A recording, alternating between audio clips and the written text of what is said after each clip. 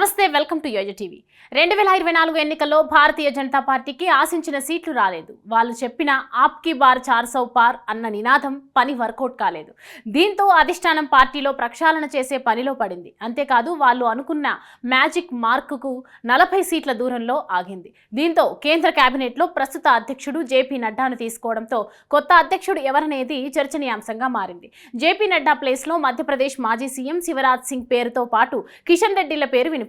కానీ వీళ్ళిద్దరు కూడా నరేంద్ర మోడీ 3వ కేబినెట్లో కేంద్ర కేబినెట్ మంత్రులుగా ప్రమాణ స్వీకారం చేయడంతో తదుపరి అధ్యక్షుడు ఎవరనేది సస్పెన్స్ ఏర్పడింది. ముందుగా హిమాచల్ ప్రదేశ్ నుంచి ఎంపీగా ఎన్నికైన అనురాగ్ ఠాకూర్కు ఈసారి కేంద్ర మంత్రి వర్గంలో స్థానం దక్కలేదు. అదే రాష్ట్రం నుంచి జేపీ నడ్డా ఎన్నిక కావడంతో ఆయన్ని కేబినెట్లో తీసుకోలేదు.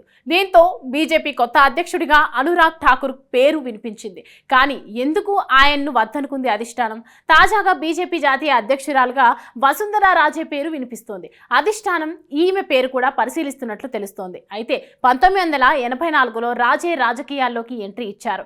ప్రారంభంలో ఆమె కొత్తగా ఏర్పడిన భారతీయ జనతా పార్టీ జాతీయ కార్యవర్గంలో సభ్యురాలుగా పనిచేశారు. ఆమె 8వ రాజస్థాన్ అసెంబ్లీకి ధోల్పూర్ నుండి సభ్యురాలుగా కూడా ఎన్నికయ్యారు. 3 సార్లు అదే సంవత్సరంలో ఆమె యువ మోర్చా రాజస్థాన్ బీజేపీ ఉపాధ్యక్షురాలుగా నియమితులయ్యారు.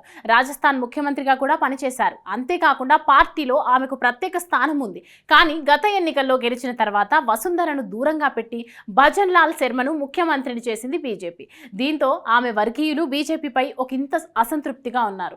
అది ఓట్ల రూపంలో కనిపించింది. రాజస్థాన్లోని రాజ్పూత్ వర్గానికి చెందిన వసుంధరను అధ్యక్షురాలిగా నియమిస్తే ఈ ఎన్నికల్లో దూరమైన రాజ్పూత్ వర్గాలు మళ్లీ బీజేపీకి చేరువయ్యే అవకాశాలు పుష్కలంగా ఉన్నాయి. అంతేకాకుండా వసుంధరకు ఆర్ఎస్ఎస్ అండ కూడా పుష్కలంగా ఉంది. ఇటీవలే బీజేపీకి ఆర్ఎస్ఎస్ మధ్య మనస్పర్ధాలు మొదలయ్యాయనే ప్రచారం జోరందుకుంది. ఆర్ఎస్ఎస్ కూడా మోడీ అండ్ అమిత్ షా వ్యవహార శైలిపై అసంతృప్తితో ఉన్నట్లు మోహన్ భగవత్ వ్యాఖ్యలలో స్పష్టమైంది. ఇలాంటి సమయంలో వసుంధరను నియమిస్తే ఆర్ఎస్ఎస్ కోపం తగ్గే అవకాశం ఉంటుందని చూస్తున్నట్లు తెలుస్తోంది. మరోవైపు బీజేపీకి ఇప్పటి వరకు ఎవరూ మహిళా జాతీయ అధ్యక్షురాలుగా పనిచేసిన దాఖలాలు లేవు. ఒకవేళ వసుంధరా రాజే ఈ పదవి చేపడితే భారతీయ జనతా పార్టీగా తొలి మహిళా అధ్యక్షురాలిగా రికార్డు క్రియేట్ చేయడం ఖాయం.